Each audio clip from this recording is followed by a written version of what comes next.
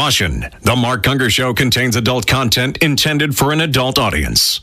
And, besides that, he's really weird.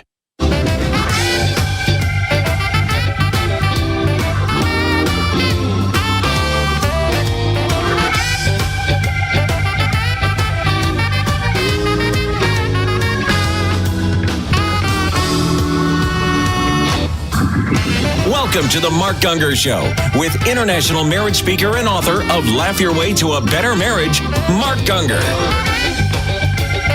This is your source for practical, down-to-earth marriage advice without all the over-spiritualization or romantic nonsense. And now the host of the Mark Gungor Show, Mark Gungor.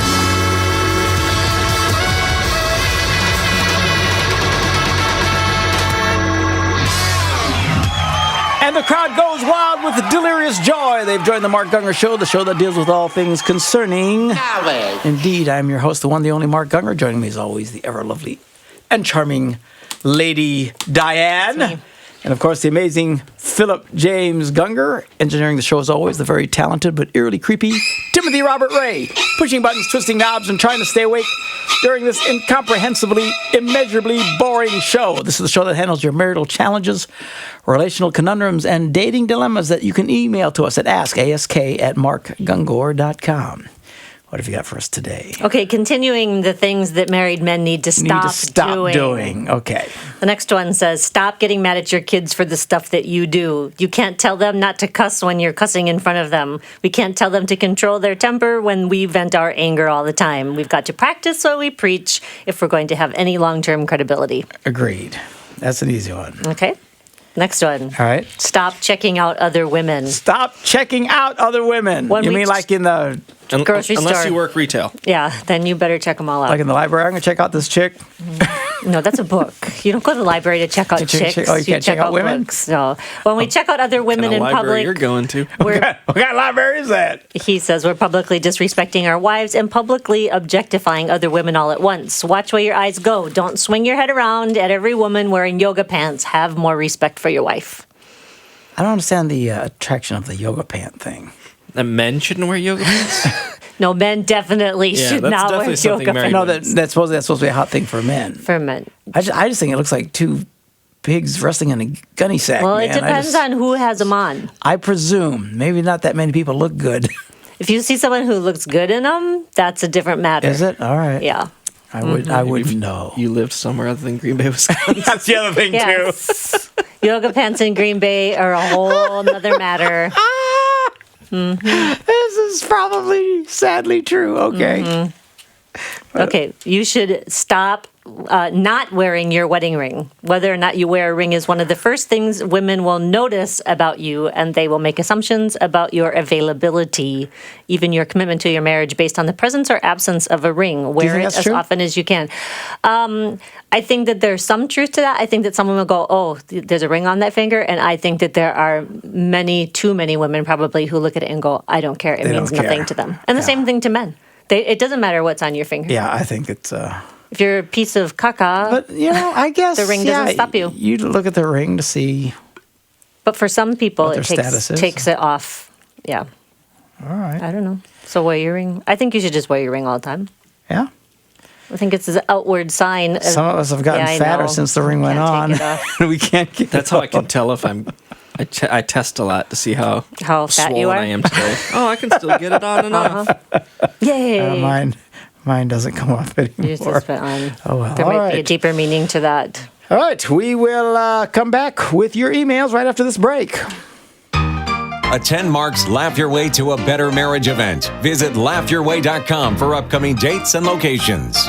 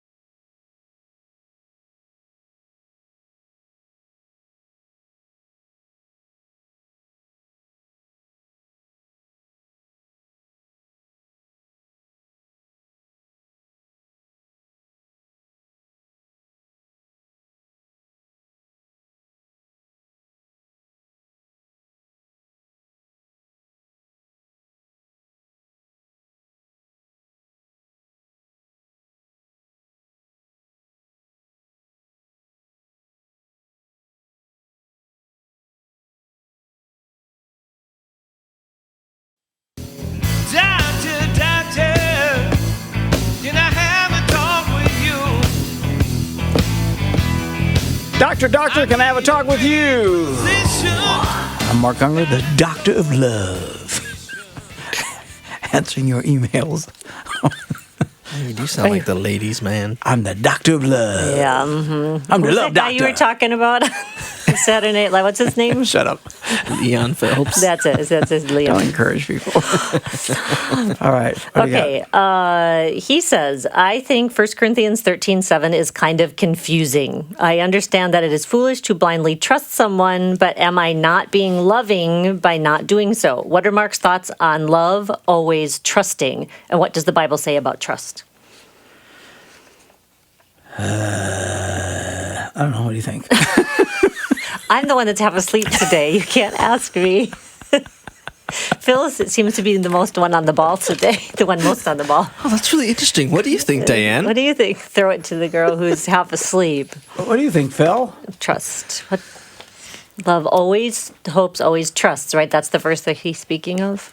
I just taught on this. I know. So you would think that you would have some I can't remember what I said. something right there. So I'm literally looking up my notes. It always here. sounds like, I mean, I don't know, my first thought when they asked that is, I wonder what she's referring to. She's clearly It's a referring he. to, or he is clearly referring to a specific issue, I'm assuming? Issue or situation? I don't know. Maybe not. Maybe it's just like, what does trust mean in the context of the world? I don't know. Well, yeah, I would think that love, Always trusts. yeah. I was going to think of bringing up some kind of political situation. Like what? Well, I was just thinking some of the people who immediately, you know, they talk about the refugees, and their immediately thing is they hate them all. And my initial response is, I think the initial response is, with love, is that you should be trusting. Doesn't mean that we don't need to have, you know, things in place or whatever to figure that Trust out. but verify. Sure.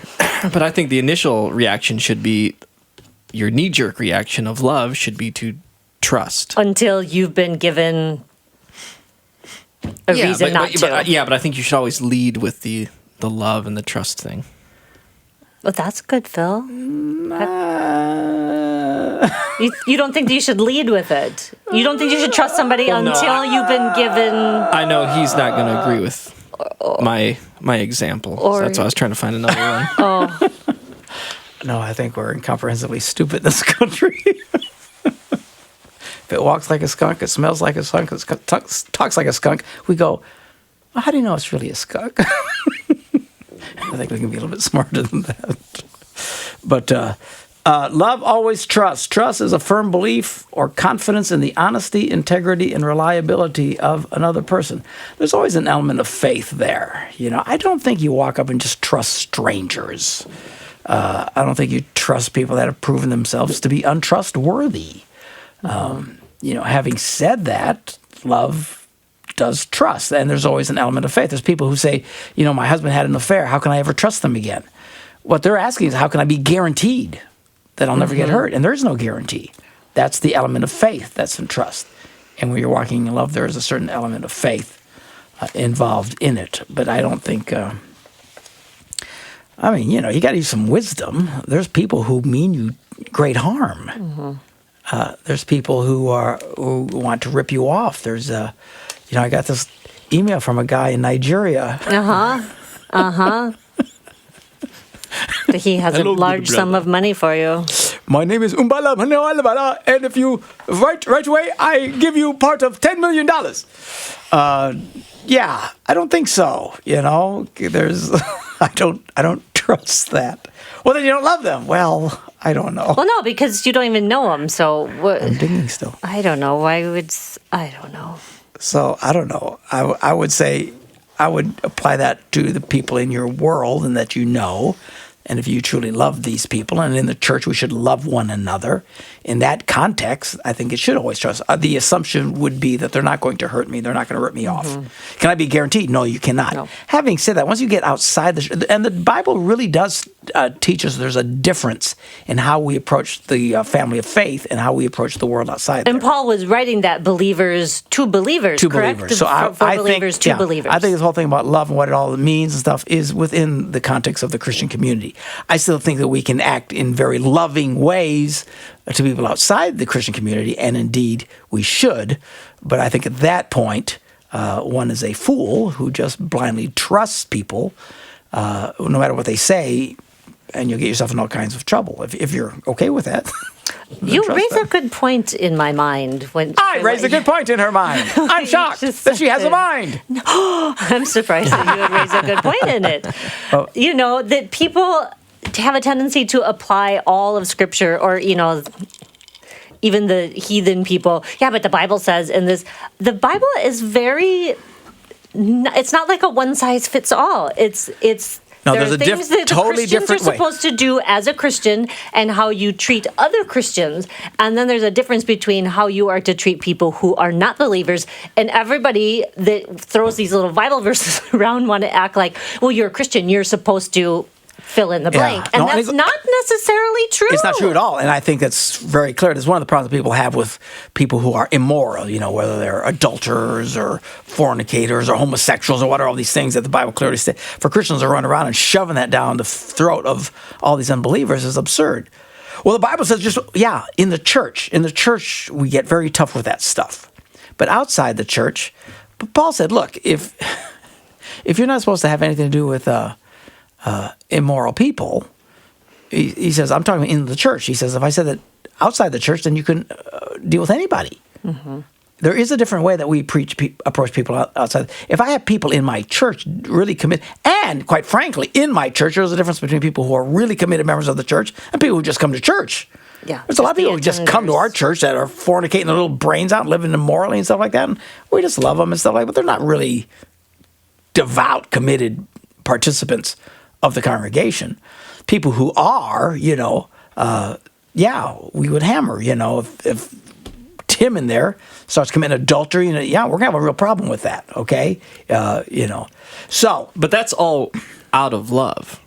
And I think what the world sees sometimes is they see the church who judging and condemning. Like what you're just saying, they've completely just lost it. It's become all legalistic. Mm-hmm. Yeah. But some people do. The point being is people in the church don't see the differentiation between how you deal with people in the church and those who are outside the church. Outside the church, I have all kinds of friends who are adulterers, who are fornicators, who are homosexual, and everything. They say, do you have anything to do with them? Sure. I've been to their homes. I've been, I hang with these people. What if they're gay? I've been a gay man, has a great dinner. Good cooks. Guys could really cook and had some fabulous wine, as I remember. Why? Yes, absolutely supposed to love everybody. Well, the Bible says we're not supposed in the church. Now we got somebody in the church, someone who claims to be an elder or deacon in the church, and they're living in sexually immoral ways compared to the biblical standard. Yeah. Now we got a whole different ball game. The hammer falls very differently in those situations. And you're correct. I think people really struggle with that. They think that the Bible applies to everybody. I remember, and this was many years ago now, but I remember reading through the New Testament one of the first times, and all of a sudden it clicked in my little brain that the start of all of these epistles is to the believers, to the this, to the... And I literally, in my Bible, you can go through that I have circled at the start of every chapter because it clicked in my mind. This is not written to the world. This is written to believers. And I think there are a lot of believers who think that this all applies to everybody. It's like, no, this applies to you. It applies to you, correctly. And to the believers. And in fact, there are points, and I'd pull them up right now. I could look it up during the break, but look it up yourself. There's points where he talks about sexual immorality and that kind of thing. And he specifically says, I mean to the church, not to those outside. Even in his writing says there's a difference in how we approach people outside the church. And why people struggle with that, I don't know. So, do I think we should just trust everybody? Immigrants or otherwise? No. Well, no. But people in your realm, your own... In the church. What you're connected to. In the church, I think. Assume the best. I'm just saying, I think your first reaction should be out of love, but then you can't be stupid about it. So if people need your help, I think our first reaction should, sure, I want to help you, but that doesn't mean that I just blindly trust you. Yeah, I'm going to help you, but the way to help you is you need to go through this and this and this. Look, and I think it's just wisdom, As for these Syrian immigrants... No. I was saying even in the marriage. No, I think it's a good example because when you watch them on TV, whenever they're on TV, in fact, you'll see them, as soon as the cameras come, they hold up little babies and stuff like that. Okay. And so you want women and children? No. In fact, I'll tell you what, from a wisdom perspective, I would let women and children and married men come in. These are the ones that are proven, by and large, are not a threat to anybody. It's the single men, young single men. And if you look at the wide shots, the vast majority of them are all single men. And you say, well, that's not trusting. You're right. Why? Because there's a track record here. We have problems in that area. And I think our immediate Christian knee-jerk response shouldn't be, well, we're just, I got to love and trust everybody until they do something wrong. I don't know. I just think we can be smarter about that. Again, how we deal in the church is different than how we deal with outside of it. And if you have a different... didn't like my little political take.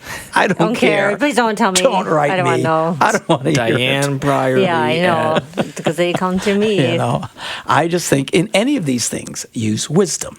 And you can't say, well, we just love, always trust. Well, I don't really love all the, I don't know. Do you tend to be like an err on the side of trusting and give people the benefit of the doubt? See, I do. Do I? I tend to, yes. I do. And then it's like, oh, sometimes you're too trusting. You're just too, and I get myself in trouble and because I err on that side. The difference for me than a lot of people, and probably yourself as well, is when that happens, I'm not devastated. When I have an error of trust and I get screwed over. So yeah, that's people. I'm. There's people who are devastated. Yeah. I trusted them, and I lost $300, and I think, really? No, I just lost $300. Well, that's I've lost for more you. money than $300. I have literally physically lost more than $300 in cash. Just on the ground that I've left somewhere. Made somebody's day real happy. I'm sure I did. Somebody came along and found, $600-700. Like, whoa. So, I get it. Why, we were in California. Oh, and, yeah. Some guys broke into the van and stole, 5 iPads. $800. And $800. Mm-hmm. So when Rob, our financial guy, said, someone broke in and we stole all our money. First question I said, how much was it? And he said, $800. And I started laughing. I said, okay, I can handle $800. Yeah. If he would have said $8,000, I went, what? Yeah. Well, first of all, I'd say, what are we doing with $8,000? You know what I'm saying?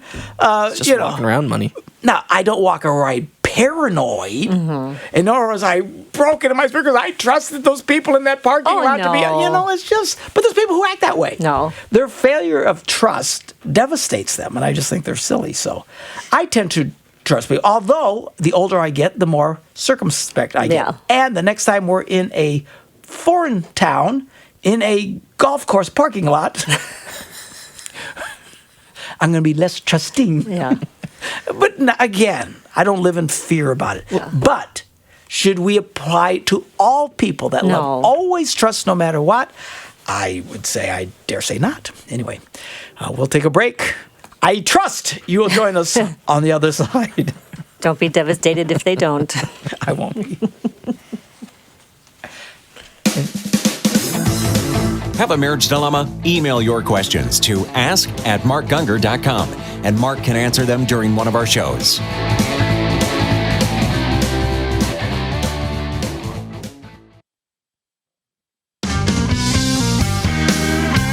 We're back. Mark Gungor Show. Mark Gungor, Diane, and Phil answering your emails. What do you got? It's a guy writing. He says, I have recently done some binge watching of your podcasts, and something stuck out to me. It's hard to tell the difference between binge watching our podcast and Breaking Bad. That's a mess with you about the same, I think. About the same, yeah. All right. He says, in one podcast, a man wrote in regarding his wife's inability to orgasm and seeming unwillingness to do any further work on the issue. So the wife couldn't reach the promised land. Okay, got it. I was able to identify with this man's situation in that my wife and I have been married for 7 years and she has never had an orgasm. Mm-hmm. I am not delusional in the fact that I do not always last very long in our sexual opportunities, but nothing seems to change on the occasions when we are able to engage in intercourse longer. I talked to her about What's his version of longer? I did ask. I talked to her. Oh, that's very fundamental. It could. I don't know. Okay. It's because it's not germane. Will you just listen? Okay, I'm just commenting on my show. Right, go ahead.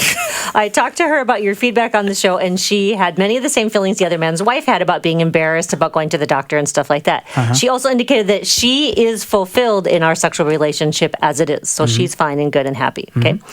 What I need some clarification on is that in this episode, you indicated the man should just leave her alone. But In another episode, there was a lot of discussion about a man being inadequate if he cannot bring his wife to orgasm. My question is, how far should I continue to push my wife to address the issue of not reaching orgasm when it is in a situation that makes me feel less than adequate as a lover? Can you just clarify your position a little more?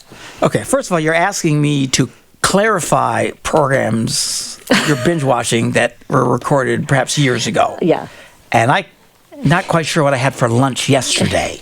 All right, so, but if there was one show where I said leave her alone and the other one says you need to press through, the difference would probably be the wife. If the wife was in fact happy and content, then leave her alone. Yeah. And that is what he's asking. And in your case, you should leave her alone. Now, if you got a woman who's frustrated, then you need to fix it and press through. Yeah. If your wife is saying to you, if she's being a lover to you, she likes being with you, and she's enjoying, and you've never rung her bell, and she doesn't seem to care, then leave her alone. But he's saying he feels inadequate. And that's what's bothering him. I can't fix your feelings. I don't know. I'm not a man. Is that a big deal if she doesn't? That's going to make you feel inadequate? Or are you just going to be happy with what's going on? Look, I don't know. I am of the personal opinion that if you do this correctly, you can ring the girl's bell. This is my personal opinion. I'm not a doctor, but I play one on TV. You know, if there's some people who never, for whatever reason, then fine. Again, if your wife is saying, I am happy, don't make an issue of this, then leave it alone. That's true about anything. If the wife says, look, I'm really happy with the way you put out the garbage, and you go, I don't know, I just think the garbage needs to be put out a certain way. I just shut up. Leave her alone. You know, if the wife's happy the way you do the cooking and she's happy with the way you cook, I don't know, I just think I could cook better. Just really leave her alone. Now, if you're having your own personal torment in your soul of your personal feelings, that's your problem. So I don't have an answer for his feelings. How do you fix feelings? I'm sick of this feeling stuff. Everybody's going nuts with their feelings. I don't feel this. I don't feel it. Really? I don't feel like doing this show. He's an angry elf today. He is. He's an angry elf. Does someone need a hug? He's feeling it. Well, stop. You have a happy wife. She makes you happy. Go with that. Be blessed. There's guys who have wives who never have sex with them. Consider how awful that would be. So, anyway, I might encourage you to pick up some books on the issue and learn. Because, again, I am under the assumption that if done properly, she could experience what you're trying to get her to experience. But I don't know. I don't write about those things. I don't get into that kind of detail. And I don't want to get into that kind of detail with you. As for your feelings, I'm not very feeling about your feelings. We'll be back after this break. Caution, the Mark Gungor Show contains adult content intended for an adult audience. Oh, I don't know what to do. Don't know what to do. That was the last email on the Mark Gungor Show. Our friend writing in and unable to sexually please his wife. She doesn't seem to be bothered by it, but it bothers him. I would suggest getting some books. I'm not talking about porn. I'm talking about some medical books, books about sexuality. And, you know, generally speaking, if you push the right buttons, then that will work for her. Now, it tends to be a little bit different for everybody. And just, you know, part of the fun of this would be figuring it out. It shouldn't be think of stressful, but then I've never been there, so I don't know. I would say, by and large, my quick answer is, if she's happy, then quit making it an issue, because then she's not going to be happy. And then you make her feel bad, and then you're only make things worse. I would quietly, on your own, learn more about it, and when you're together, experiment a bit. She'll go, oh, that's new. You know? And generally speaking, I think if you do it just right, too you many can get men there. don't know anatomically how women work, and It is true. They really have no idea what's the going on. logistics of the matter, shall we say. I know, and I don't. We tend not to get into that kind of. Our graphic details bad enough as it is, without getting into literally this thing's over there and that's over there. Now, if I was sitting across the table from him, I would have no problem explaining to him, dude, this is how it flannel works. graph. Pull out the flannel graph. This not gonna must be go into it stimulated. here, This part here must be so- touched properly, and if you do it, it But you know generally why? happens. Because they think about what works for them, and they think that the same kind of mechanics, shall we say, and the same sort of things work for a woman, and they don't. And it doesn't. Watch It's different. too many movies or something. The other This thing is true. The other thing I would add to that is he says, on the rare occasions I do last longer. Yeah. Well, I mean, if my guess is that his problem is he's a 2-minute willy man. He just boom 1, 2, and it's done. Or less probably. And he said, well, sometimes I can last longer. Well, the problem is that she has no expectation at this point. You probably go for 3 hours, not going to make any difference to her. Just, she's not into it because most of the time it's slam, bam, thank you, ma'am. So I would still argue he has got to learn how to control himself sexually, which can be done. Again, get some books. There's 1 million books on this issue. I'm not going to get into this stuff. But I think you could do this right and figure it out. So he's totally confused now. All right. Yeah. The Force. The Force? Use the Force. Yield to the Force. Okay. All right. She says, I am a health nut and my fiance is not. I want to know, is my influence on him eating, drinking healthily considered changing him?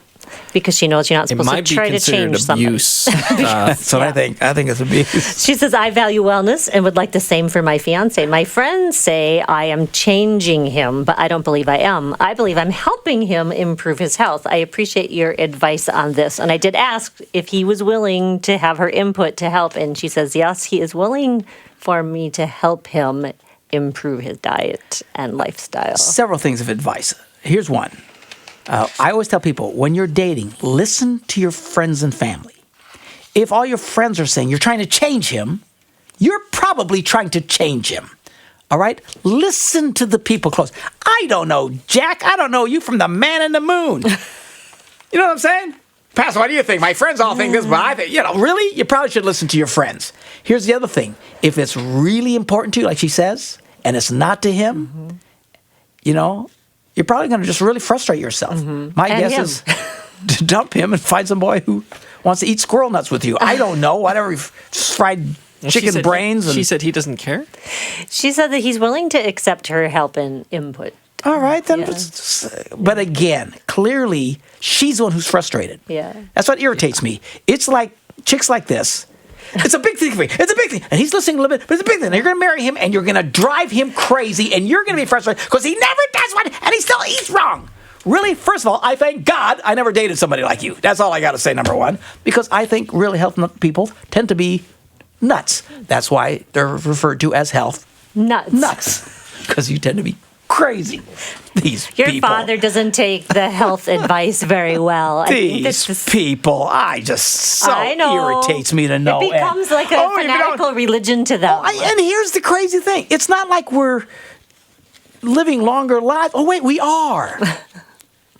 We're living longer than when I was born into the world. People didn't live as long as they live now. I know the life expectancy has Okay, increased. so but our food's so bad. Really, if it's so bad, how come we're living longer? Well, there's health problems. Okay, well, people have always had health problems. And look, I agree. You probably shouldn't be eating cheeseburgers for breakfast. All right, and there's some common sense. On the other hand, some of y'all are just crazy. Here's what I have found out. But back to the slate. Go ahead. If it's that, and it's bothering her. She's pretending that, my friends think, but your friends are trying to tell you you're crazy. All right? That's what they're trying. They're trying to tell you you're just nuts. So, you don't want to listen to your friends? That's your own problem. My guess is you're hearing from the world around you because you're over the top on it. Listen to the people in your life. This is known as self-improvement. People like you who don't want to listen to their friends or anybody else tend to stay, nuts. Well, they want to improve everybody else. And the thing is, she's going to marry him, and she's going to be mad all the time. Because he won't eat this. And If I could talk to your boyfriend, I'd say, get away from her! Good grief.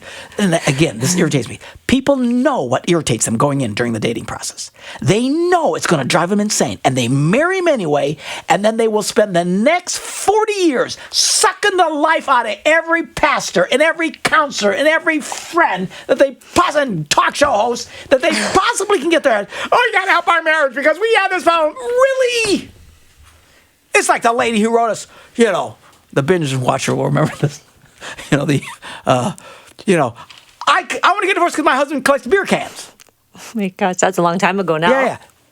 Well, was he collecting beer cans when you're dating him? Well, yeah. Well, then shut up.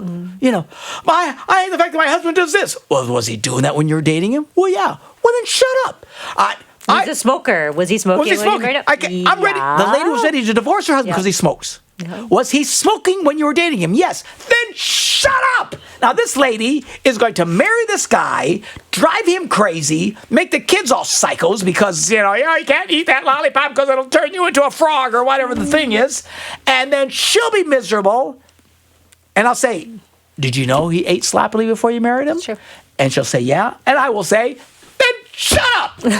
So I'm just tired of these people who know going in that there's stuff they cannot tolerate. Then break it off and find someone you can tolerate. He's an angry elf today. He is. Ooh, he's an angry elf. We'll take you out and get you some spaghetti with maple syrup and Pop-Tarts. It's a great movie. I love that movie.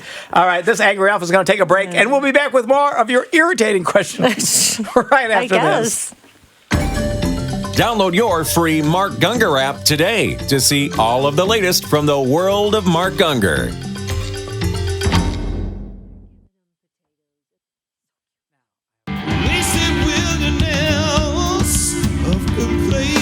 We're back on the Mark Gungor Show talking about health, nutrition, and diet and exercise. That's what we should do more on here. Now listen, there are, I have a great friend. Actually, he watches this thing half the time on the Periscope. Oh, yeah. Patrick will be getting mad at us. Patrick, I had him. Didn't I put him live one day? Yeah. He's a chiropractor. He's a great guy. He's all about nutrition and health and stuff like that. Again, if you're having health problems, and you probably get in my face because I probably don't eat that. But he's not crazy. He doesn't. No. He sees me. Sometimes he'll go out and eat lousy with me. Yeah. But he's healthy. Yeah. In fact, he said that I forget, someone was asking him about, how come you're doing that? He goes, I don't have any health problems. Yeah. So there are people who do, as you said, have health problems. And he would say, well, let's take a look at it. And he tests. Yeah. I love it. He's got a great saying that says, don't guess, test. And if it tests fine, it's good. So he does a test, and if you have a food allergy, he's smart enough to say, don't eat. Don't eat it. Right? Yeah. All right. So that's good. Yeah. Now, so what did he tell you are allergic to that you can't eat? Nothing. You're not allergic to anything? I don't know that I've actually done his testing. He did check to see if I was, what do you call everybody so freaked out about with the gluten-free. Oh, gluten-free. And gluten intolerance. I have no problem with it, so he doesn't give me a problem with it. So I don't know.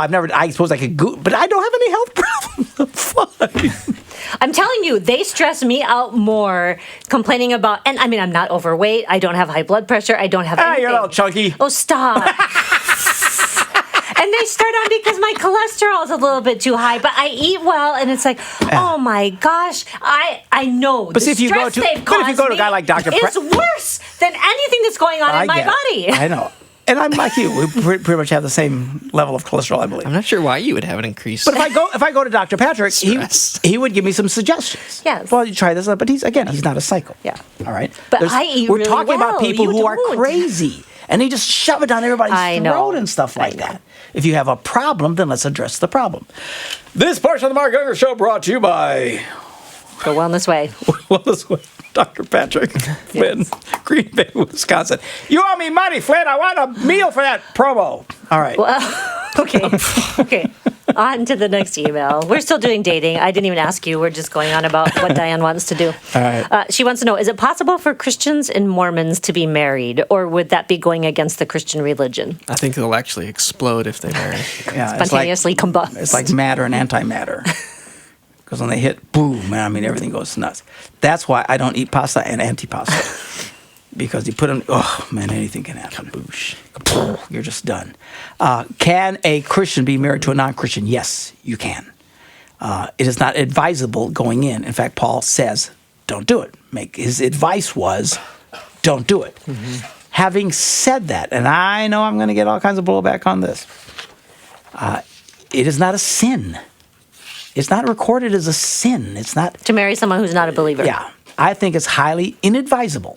And you're the kind of people, again, you'll know going in, and then you're going to get mad later because he won't pray with you, and she doesn't want to go to church, and you have all this. Man, even non-Christians have enough sense to challenge people of different faiths. Mm-hmm.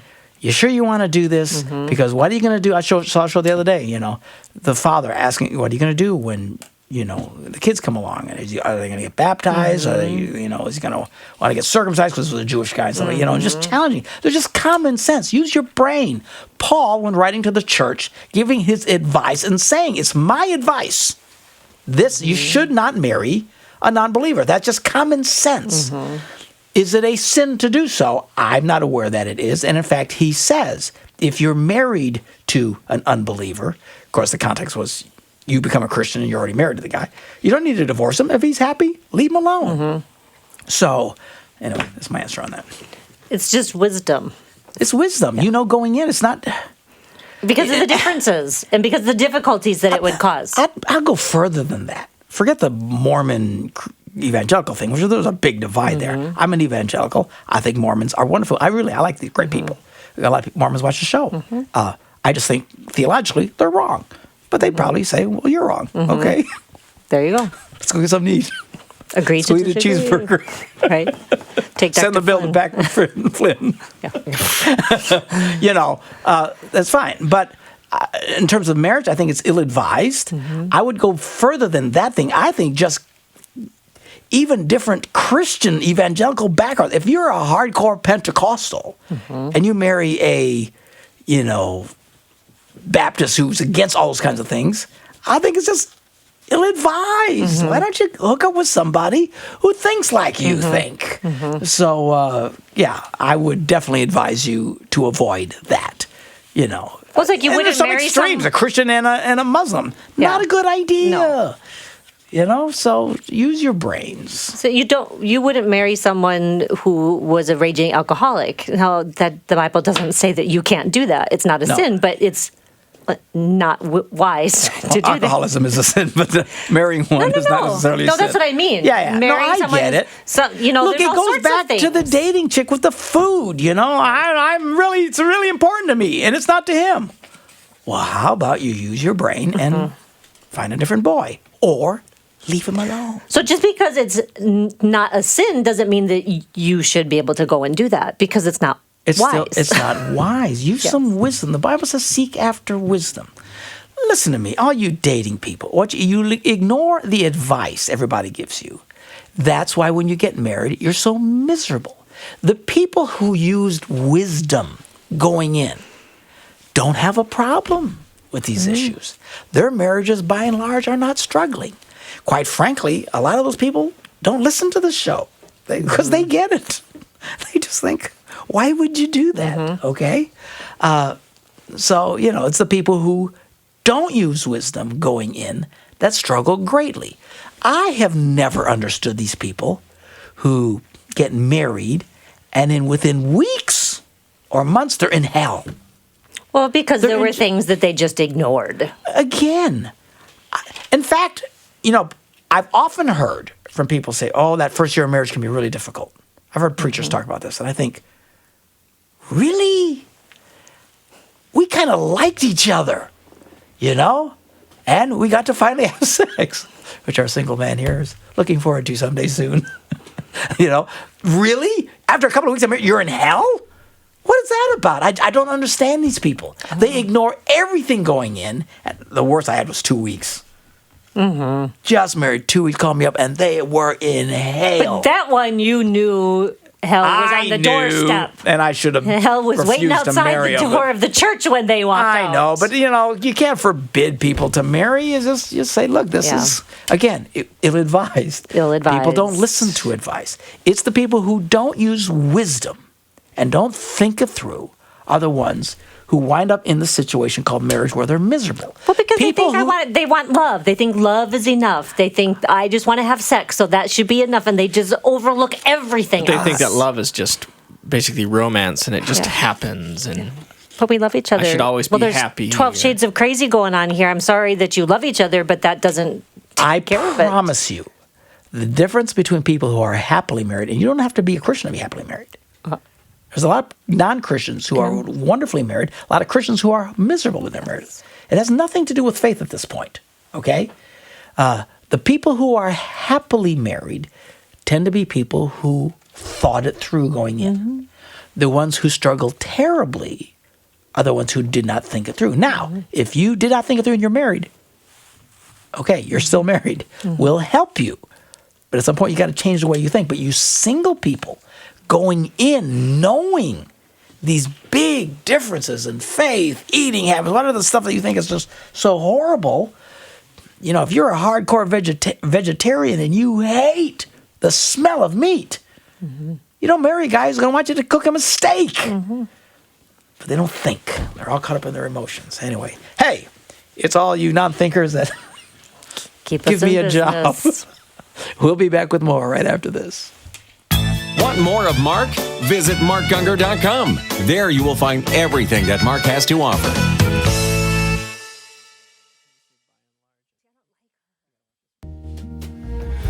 Do I dare let myself sit a while and ponder? Yes, ponder. Think it through. Please do. The music of Michael O'Brien.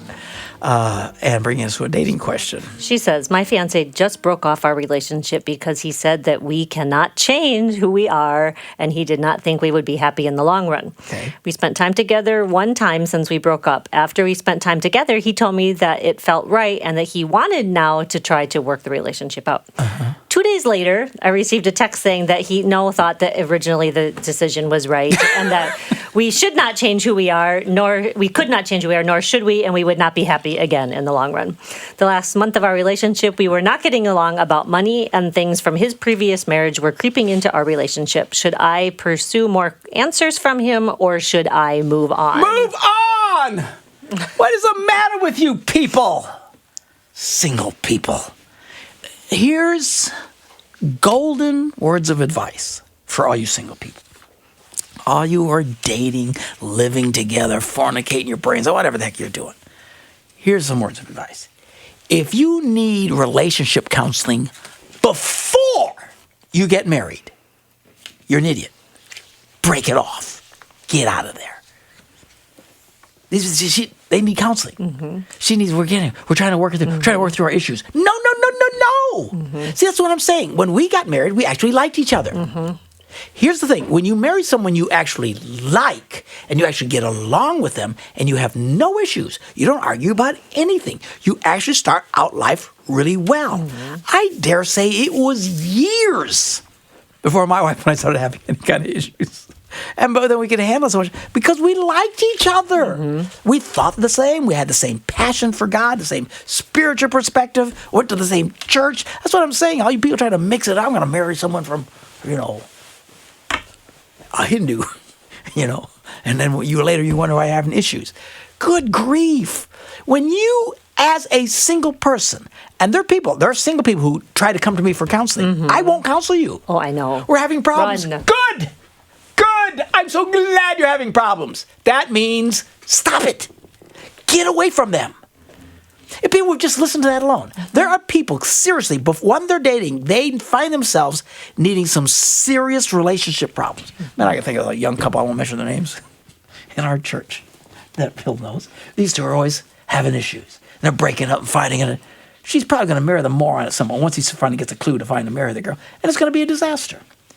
God forbid they listen to us. When you can't make it work. But I love him. You're an idiot. But I love her. You're an idiot. When you can't make it work when you're dating, get away from them. Oh, we had big fights. We had a breakup. Really? You want me to meet with you? No. I'm glad you're terrible for Do you each other. know who needs to listen to that advice the absolute most? Oh, there's problems, there's this, there's that. When you're in a remarriage situation, if there's problems with his crazy ex-wife or her crazy ex-husband, or there's issues with his kids, you need to look at that straight up at the beginning and run as fast as you can. Oh, in other words, they're still having battles with the ex. Yes. Yeah. Because you know what? Everything that you're experiencing during this Brady Bunch dating is not going to go away. It's going to get worse. So if and there's so many people, that they get in these remarriage situations, but if there's trouble at the front end. Yeah, but there's a lot of people that Yeah, just in all fairness, not everybody has those troubles. They've made peace, they've reconciled. Exactly, but or if you even if they do- don't get it, but there's no crazy wars going on with them and stuff like that. That's a whole different ballgame.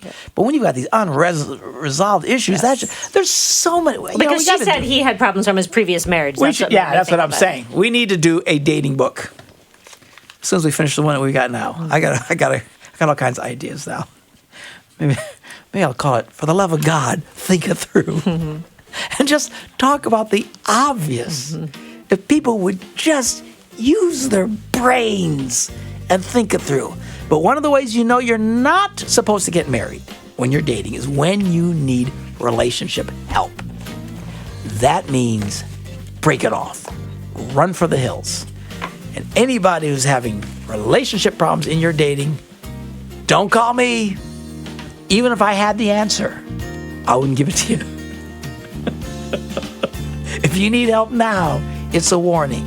How about people getting married who don't need relationship help? What do you think of that? I think that's a People novel who idea. actually like each other can get along. What a concept. All right, we'll see you. Bye-bye, boys. Have fun storming the castle.